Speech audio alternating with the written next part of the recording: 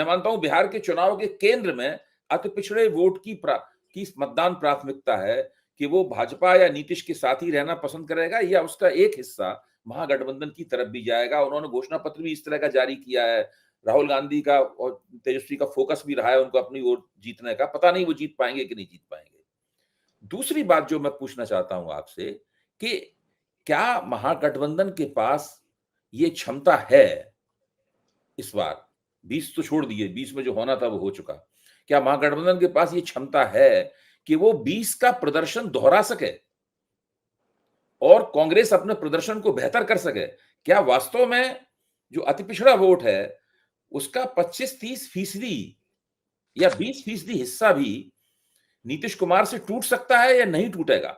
दूसरा सवाल का दूसरा हिस्सा यह है, जब एक बार ये संदेश जा ही रहा है कि भारतीय जनता पार्टी नीतीश कुमार के साथ भीतरघात कर रही है, और ये तकरीबन खुला भीतरघात है, खुला सैबोटेज है नीतीश कुमार के खिलाफ, तब तो नीतीश कुमार का जो जनाधार है, उनको पसंद करने वाली जो महिलाएं हैं, उनको पसंद करने वाली अति पिछड़े हैं, उनको पसंद करने वाले जो कुर्मी वोट हैं, वो भी तो कुछ सोच रहे होंगे।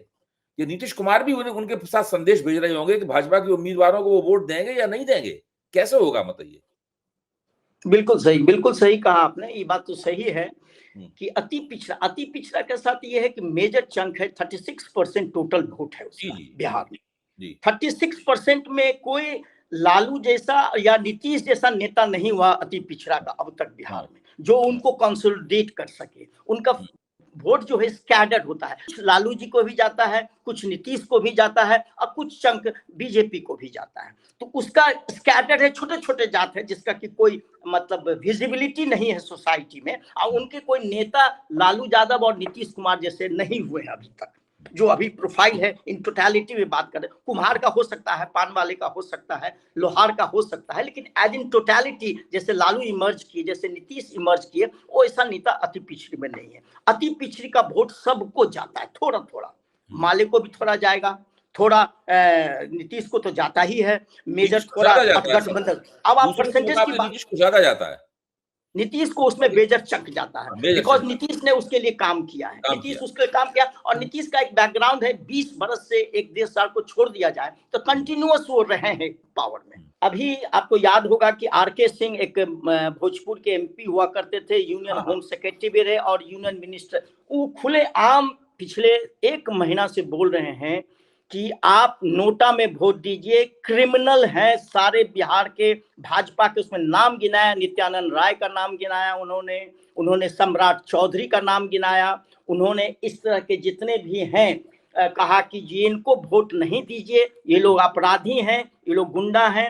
आज उन्होंने अनंत सिंह के खिलाफ भी बोला है कि अनंत सिंह को वोट क्यों देना, इससे अच्छा है वोट नहीं देना। और नोटा एक तरफ आरके सिंह मुहिम चलाए हुए हैं कि भोजपुर में और बिहार में क्रिमिनल कैंडिडेट जो कि जदयू और भाजपा के खिलाफ है, दूसरी तरफ उस पर कोई एक्शन नहीं जाता। ये बात प्रशांत किशोर भी बोल चुके हैं कई बार, उसके करप्शन के, उसके हत्या के आरोप हैं उस पर, लेकिन भाजपा उस पर कुछ नहीं बोल रही है। उल्टे अभी कल या परसों अमित शाह बोल रहे थे, जब तारापुर गए, तारापुर एक जगह है, असेंबली कंस्टिट्यूंसी है, वहां से सम्राट चौधरी खड़ा हुए, वो बोले कि आप लोग सम्राट चौधरी को जिताइए और मोदी जी उनके लिए एक बड़ा तोहफा देने वाले हैं, तो आप लोग जिताइएगा तब वो तोहफा उनको मिलेगा। क्या तोहफा मिलेगा? वो डिप्टी सीएम है, सीएम बनाएंगे।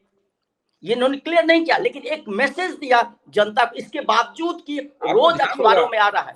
प्रणय जी, आपको ध्यान होगा कि जब घोषणा पत्र मौर्या होटल में पेश किया गया था, इसमें तुरंत थोड़ी देर में सब लोग चले गए, तो घोषणा पत्र के बारे में जो कुछ थोड़ा बहुत कहा गया वो सम्राट चौधरी से कहलवाया गया।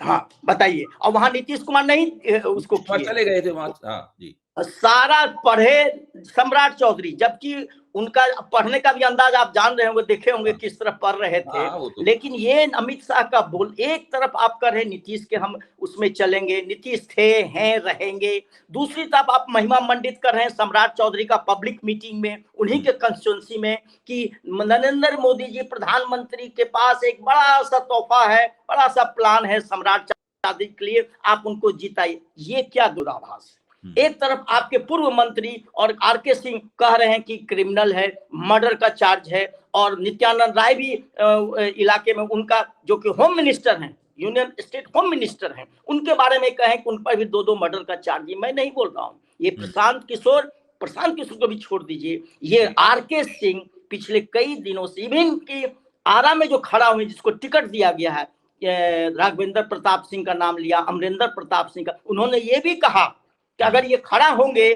तो मैं इनके खिलाफ खड़ा होऊंगा। ये स्थिति जब हो गई और ओपनली किया है कि वोट नहीं दीजिए, नोटा को दीजिए, तो इस तरह के जो डिस्कंटेंट कोई मामूली आदमी नहीं है आरके सिंह। जी जी जी 75 बैच के आईएएस ऑफिसर रहे हैं, बिहार में नीतीश जी के साथ काम किए हैं, इंफ्रास्ट्रक्चर पर उनका काम है। उसके बाद वो चले गए, union home minister, home secretary हुए, अभी यूनियन मिनिस्टर थे इसके एनर्जी के, आज वो कहीं नहीं है।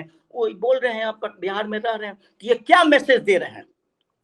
जबकि आप एक गठबंधन का देखिएगा, जो भी है सीट का बंटवारा में गड़बड़ी हुई ना हुआ जो भी है, लेकिन एक कोहेसिवनेस है गठबंधन में, क्योंकि लेफ्ट पार्टी है, वो कहीं जाने वाली नहीं है। क्रिटिसिज्म होगा अंदर, क्रिटिसिज्म कहीं बाहर नहीं होगा। वही हाल कांग्रेस का था। कांग्रेस का जो रोड शो हुआ, जो एसआईआर को लेकर के एक 17 दिन का जो रोड शो हुआ, उसका इम्पैक्ट गांव में तो नहीं पड़ा, लेकिन अर्बन वोटर के बीच जितना इनरोड करना चाहिए था वो चीज नहीं हो पाया एसआईआर में, जबकि सारे लोग लगे हुए थे, सारे लोग, और राहुल गांधी से लेके स्टालिन से लेके अखिलेश यादव से लेके हेमंत सोरेन, सारे लोग आए गठबंधन के साथ। लेकिन जितना इम्पैक्ट होना चाहिए इलेक्शन में, मुझे नहीं लगता है कि वो इम्पैक्ट गांव तक में लोगों के बीच गया है।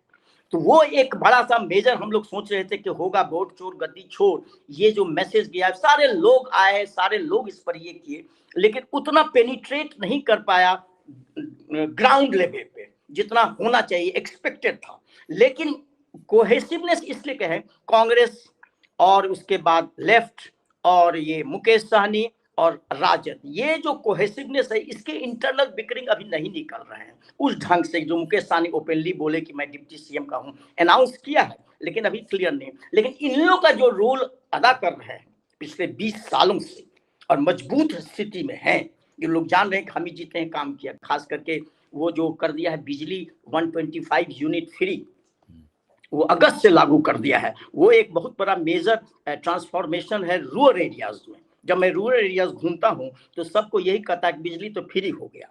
इसलिए बिजली जी एक बात है बीच में, ये 10,000 रुपया जो महिलाओं को दिया है, 10,000 रुपया जो महिलाओं के खाते में भेजा है, इसके बारे में मेरे कुछ मित्रों ने बताया है कि उसका काफी प्रभाव है उसका जी, और भाजपा वगैरह इस पर भरोसा भी कर रहे हैं कि उनके बीच में जो भी समस्या हो, जो भी दिक्कतें हों, और जो कोहेसिवनेस नहीं है, वो एक सरप्राइज एलिमेंट था अभय जी। लोगों के बैंक में डालना, खासकर जीविका दीदी एक मेजर चंक है, आशा वर्कर्स एक मेजर चंक है, और जिस लोगों का जन धन में है महिलाओं को, उसको डाल दिया है। डालने के पीछे है कि ठीक है टेम्पररी एक है, 10,000 से कुछ होता नहीं है 10,000, लेकिन लोग को मिल गया है, वो भी फेस्टिवल के समय मिला है। बेसिकली उस समय दशहरा के बाद और उस समय से उसको दे दिया। उसके बाद है कि इसको रिव्यू करेगी, बाद में 2 लाख रुपया देंगे उसको, कोई इंटरप्रेन्योरशिप डेवलप करेगी, वो अलग कहानी है। लेकिन एक दूसरी कहानी ये भी है कि जो माइक्रो फाइनेंस कंपनियां हैं बिहार में, जो कि आप कहीं पिक्चर में नहीं आ रहा है, कहीं जानकारी नहीं है, वो इतनी कर्ज से दबी हुई है, इतनी कर्ज से हर महिला दबी हुई है, जो कि उनका मेन डिमांड ये है नहीं कि 10,000 मुझे दो, वो कह रही हैं कि मेरा लोन माफ करो। अच्छा। वो एजेंट हैं, गुर्गा है सब लोग, वो लोग सब घर पे, जिस दिन पैसा आया उस दिन कुछ लोगों के घर पे लोग आ गए, सामान उठा के ले गए, बर्तन उठा के ले गए, तुम मेरा पैसा दो लोन का। जो लोग लिए हुए छोटे मोटे कामों के लिए, शादी के लिए, किसी के मर्डर के लिए, तो वो महिलाओं का एक मेजर चंक है। कुछ महिलाओं का मीडिया रिपोर्ट है, मीडिया नहीं इंटरनल रिपोर्ट है कि सुसाइड भी की है, क्योंकि वो लोग बर्दाश्त नहीं करता है, वो लोग छेड़खानी करता है। तो ये एक पक्ष हुआ। दूसरा ये पक्ष है कि माइक्रो फाइनेंस का दबदबा और पूरा दलाल और ये लोगों का गठबंधन, और वो लोग पैसा असुलते, तो पैसा तो 10,000 है, तो कुछ महिलाएं एक चंक, ठीक है, 2 ही का प्रभाव मुझे लगा है गांव में हुआ है, एक बिजली का फ्री होना, दूसरा ये 10,000 ब्राइबरी कहिए या जो भी कहिए, ये चुनाव के ईव पर दिया गया, जो गलत है उसका कोई ये नहीं है। इसके काउंटर में जो तेजस्वी ने कहा कि हर घर में सरकारी नौकरी, और जब उसे पूछा गया कि हर घर में सरकार कैसे नौकरी दीजिएगा, कोई बिहार का बजट 3.17 लाख करोड़ है, जो आपका सर्वे हुआ है बिहार में उसमें 3.2 समथिंग 64 फैमिलीज हैं, अगर उसको जोड़िएगा तो आप काफी ज्यादा बजट जाता है। उसके बाद आपका 50% पैसा यहाँ पेंशन और सैलरी में जाता है, तो आपके पास डेवलपमेंट के लिए कुछ रहेगा नहीं।